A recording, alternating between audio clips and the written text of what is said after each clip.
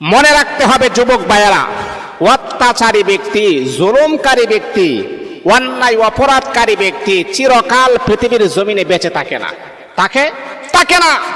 ফেরাউন মানুষের উপরে কত বড় জুলুম করেছেন, নমরুদ, কারূন মানুষের উপরে কত রকমের জুলুম, অন্যায়, অবিচার করেছেন।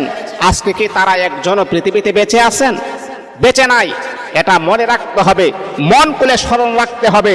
অত্যাচারী ব্যক্তি পৃথিবীতে বেশি দিন বেঁচে থাকে না, কিন্তু তার উপরে যে মানুষের অভিশাপ, তার উপরে যে মানুষের লানত, তার উপরে যে মানুষের গজব, এটা কিয়ামত পর্যন্ত বেঁচে থাকে। দেখবেন একটা খারাপ মানুষ যখন মারা যায়, তখন মারা যাওয়ার পরও মানুষ তার সমালোচনা করে। এমন একটা খবিস মানুষ, এমন একটা অত্যাচারী জুলুমবাজ মানুষ, তার মতো এরকম খবিস মানুষ মনে হয় পৃথিবীতে আর আসবে না। আর যদি আপনি ভালো কাজ করে যাইতে পারেন, দেখবেন